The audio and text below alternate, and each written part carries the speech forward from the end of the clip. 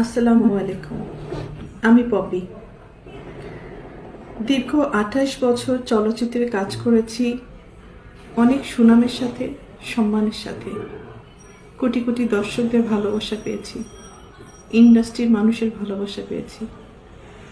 কিন্তু এই মুহূর্তে আমি ক্যামেরার সামনে কথা বলছি একজন ব্যর্থ মানুষ হিসাবে। ব্যর্থ মানুষ বলছি এই কারণে, সবার মন জয় করতে পারলেও দীর্ঘ 28 বছর আমি যাদের জন্য কাজ করেছি, যাদেরকে এই হাতে লালন পালন করেছি, তাদের কাছে আমি অযোগ্য একজন মানুষ। তাদের মন মতো চলতে পারিনি, তাদের মনের মতো করে নিয়ন্ত্রিত হতে পারিনি। হয়েছি, একসময় হয়েছি, কিন্তু এখন হতে পারি না। তার করে বলেছি আমি একজন ব্যর্থ মানুষ।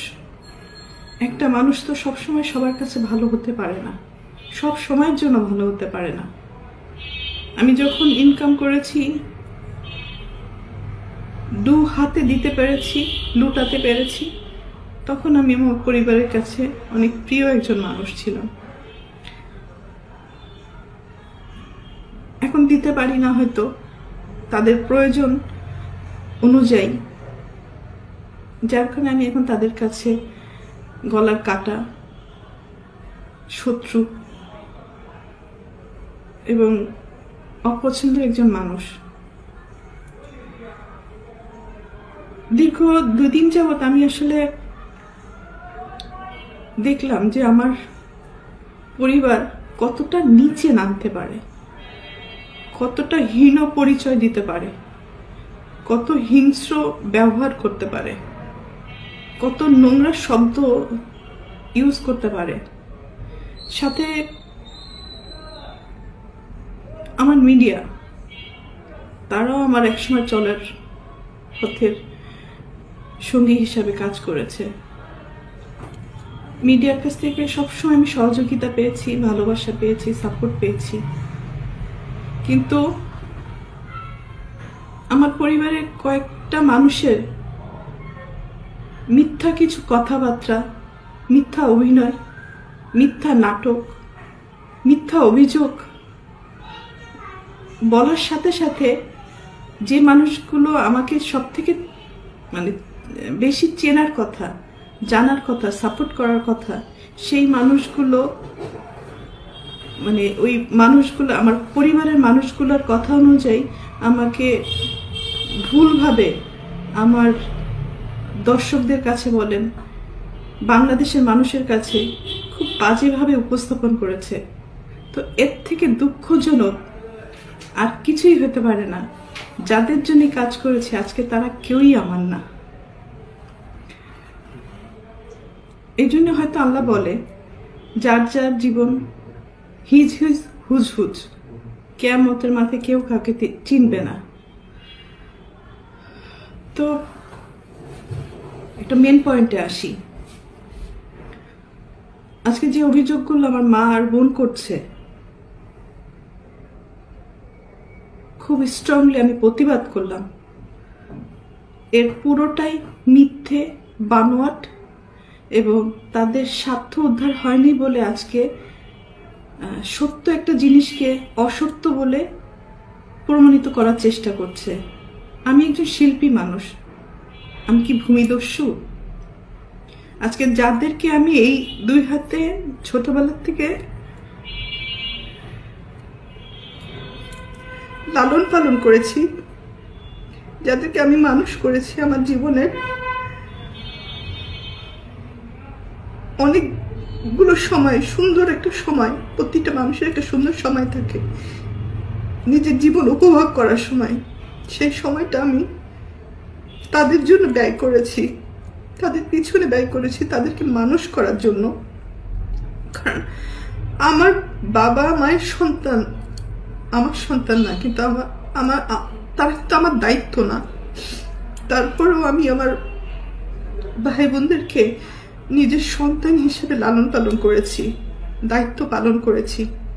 নিজের ভবিষ্যৎ, নিজের ভালো লাগা, মন্দ লাগা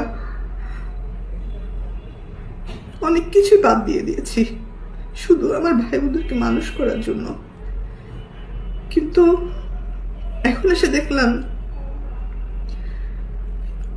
মানুষ তো হয়নি, হিংস্র কিছু পশু বলবো না, পশুরা তো আসলে খুব কৃতজ্ঞতা থাকে পশুদের মধ্যে, কিন্তু এদের মধ্যে সেই কৃতজ্ঞতা বোধটুকু নেই।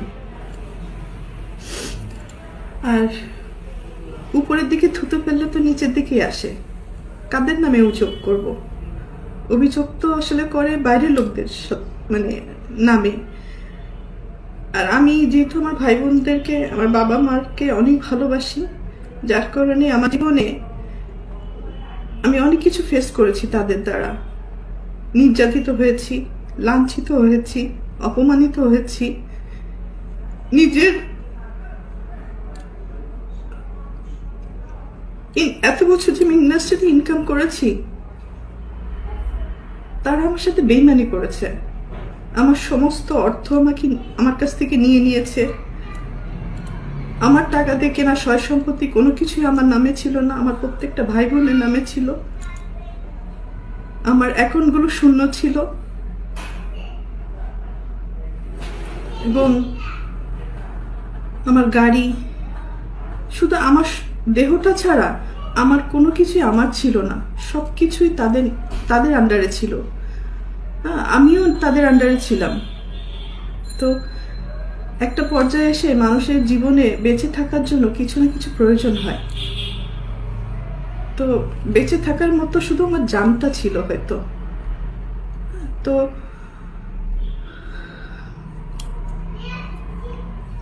একটা পর্যায়ে এসে যখন আমি জানতে পারলাম আমার পরিবারই আমার সাথে বেইমানি করেছে, আমাকে ঠকিয়েছে, আমার সবকিছু কেড়ে নিয়েছে, এগুলো জানার পরে আমি চুপ ছিলাম।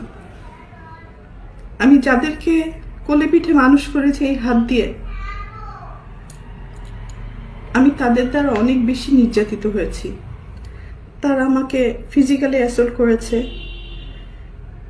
আমার টাকা চুরি করে আমাকে মারার প্ল্যান করেছে, আমাকে খুন করে ফেলার জন্য টাকা দিয়েছে খুনিকে। আমার আপন ভাই এটার সাথে জড়িত, আপন বোন জড়িত, আর একটা সামিন নামে একটা ছেলেকে পালক নিয়েছিলেন।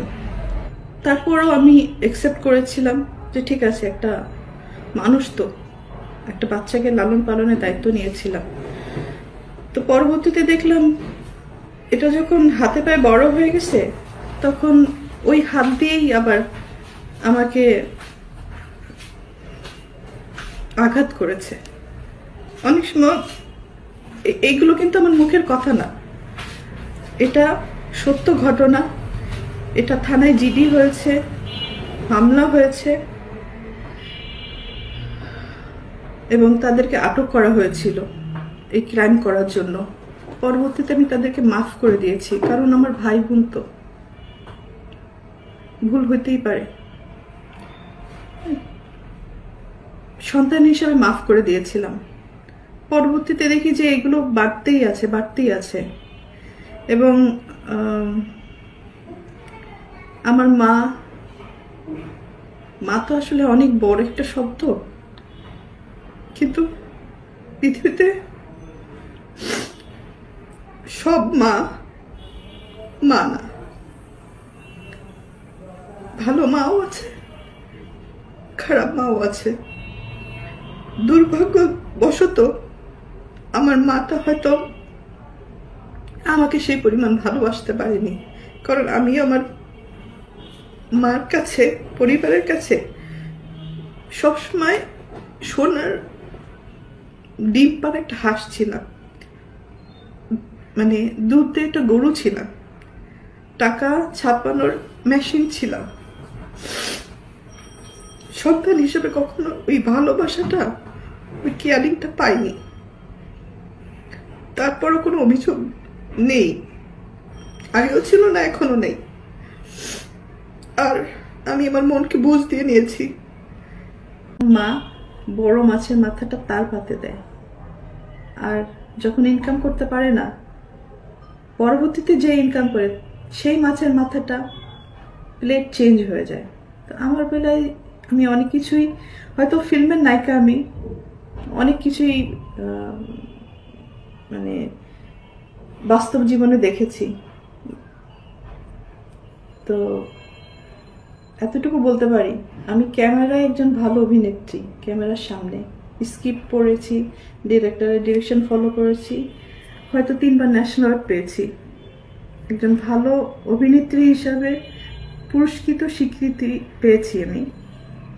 কিন্তু বাস্তব জীবনে আমি খুবই কাঁচা একজন অভিনেত্রী। মানে অভিনয়টা আমার দ্বারা হয় না।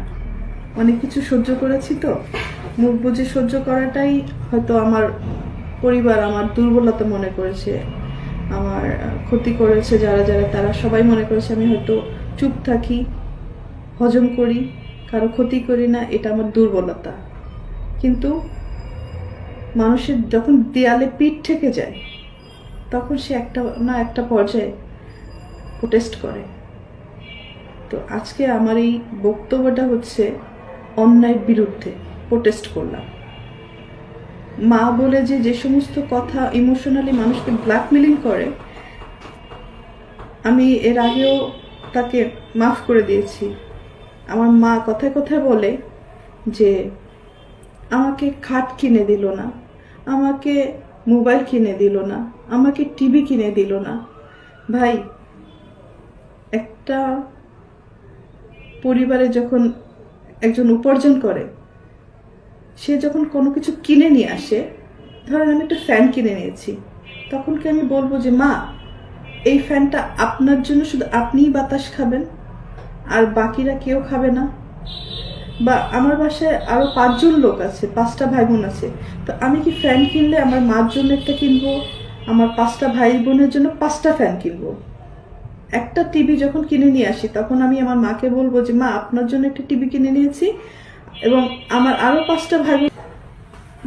দীর্ঘ 4.5 বছর 5 বছর বাবা আমার কাছে ছিল, তার সবকিছু আমি দেখাশোনা করেছি। তার ট্রিটমেন্ট থেকে শুরু করে সবকিছু আমার দায়িত্বে ছিল। তো অনেকবার সে হসপিটালে গেছে, অনেকবার সুস্থ হয়ে বাসায় ফিরেছে। তো এই সম্পত্তির কারণে অনেক বড় বড় ঘটনা আমার সাথে হয়েছে, শেষের দিকে আব্বুর সাথে হয়েছে। মানে বাবা যখন হসপিটালে ছিল, মানে তার ট্রিটমেন্টের সমস্ত টাকা পয়সা আমার টাকা। আমার এফডিআর ভেঙে আমি 1 কোটি টাকা কম হবে না, বেশি হবে, মানে যদি এটা বলতে হয়। আমি তার পিছনে আমার এফডিআর ভেঙে পেমেন্ট করেছি। সেই রিসিট বলেন, প্রমাণ বলেন, সব আমার কাছে আছে। স্টেট ব্যাংকের স্টেটমেন্ট উঠালে তো পাওয়া যাবে, এবং আপনারা হসপিটালে খোঁজ নিলেই পাবেন। অথচ যার সম্পত্তি নিয়ে এত নোংরা কথাবার্তা হচ্ছে, দখলদারি নিয়ে এত কথাবার্তা হচ্ছে, তারা কিন্তু একটা টাকাও খরচ করেনি আমার বাবার অসুখের সময়। যেই মারা গেল, সেই তার সম্পত্তি নিয়ে ভাগাভাগি করছে, ব্লেম দিচ্ছে, নোংরামি করছে, দখল বুঝে নিচ্ছে। আর দীপু, বাবার লাশটাও ধরতে চাও নাই। আর আজকে বাবার সম্পত্তি নিয়ে কত রকম নোংরামি করছো। কোথায় ছিল এই সমস্ত? মানে তখন একবার চিন্তা করা উচিত ছিল, যার সম্পত্তি নিয়ে তুমি লাফালাফি করছো, ভোগ দখল করার চেষ্টা করছো, সেই লোকটাকে সারা জীবন গালি দিচ্ছ, তার সাথে দুর্ব্যবহার করছো, তার চেহারাও দেখো নাই। সব প্রমাণ কিন্তু আমার কাছে আছে, এটা আমি এখন দিব তোমাকে, যেত না। যাই হোক, শেষটা এটাই বলবো, আপনারা সবাই ভালো থাকেন, আমাকেও ভালো থাকতে দেন, সম্মানের সাথে যেন আমার মৃত্যু হয়, এই কামনাটুকু করে আমি বিদায় নিই।